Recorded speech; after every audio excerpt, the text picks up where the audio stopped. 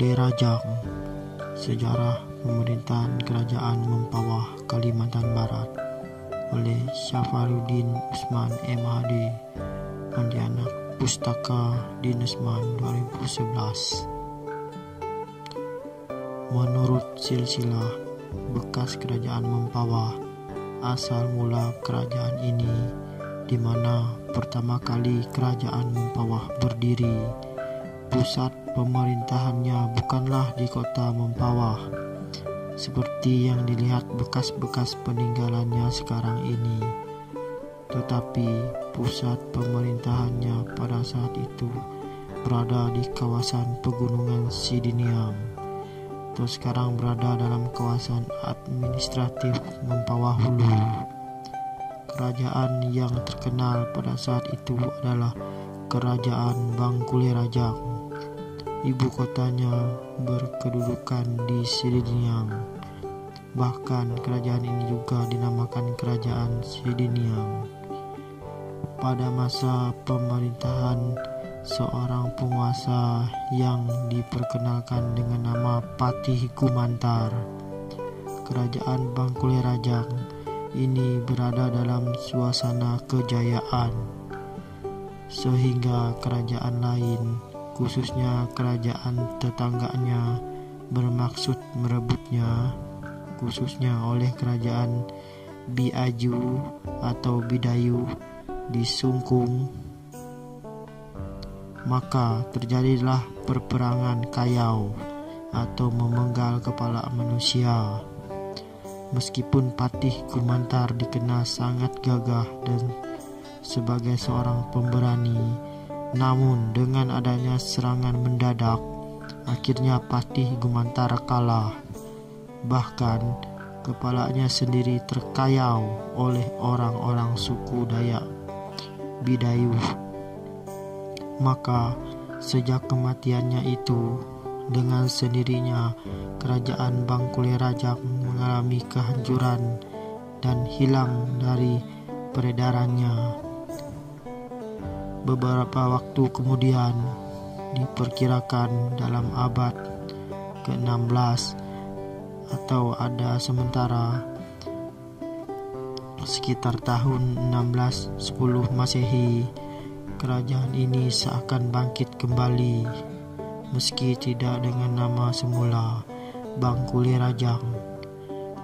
Di saat itu disebutkan memerintah seorang penguasa otonom lokal yang diperkenalkan dengan nama Raja Kudong. Adapun pusat pemerintahannya berada di Bahan atau Pekana, sekarang berada dalam wilayah administratif Karangan Mempawah Hulu. Hadirnya kerajaan Pekana atau Bahana ini sama sekali tidak ada hubungannya dengan Patih Gumantar ataupun dengan kerajaan terdahulu Bangkule Rajang. Setelah Raja Kudung mangkat, pemerintahan dilanjutkan oleh Penembahan Sengauk atau Penembahan Sengkawuk, atau ada versi lain menyebutnya Senggauk, yang pusat kerajaannya berada di daerah Sengkauk Hulu Sungai Mempawah sekarang. Namun demikian, ada sumber lain yang mencatatkan bahwa jauh sebelum memerintahnya Patih Gumantar maupun Penembahan Sengkawuk, pernah pula memerintah seorang penguasa otonom lokal atau seorang raja bernama Patih Rumaga. Pusat pemerintahannya berkedudukan di Bakana, yang belakangan disebut dengan Pekana atau di Kecamatan Karangan Mempawah Hulu sekarang. Kerajaan inilah yang semulanya dikenal dengan nama Kerajaan Bangkule Rajang tadi.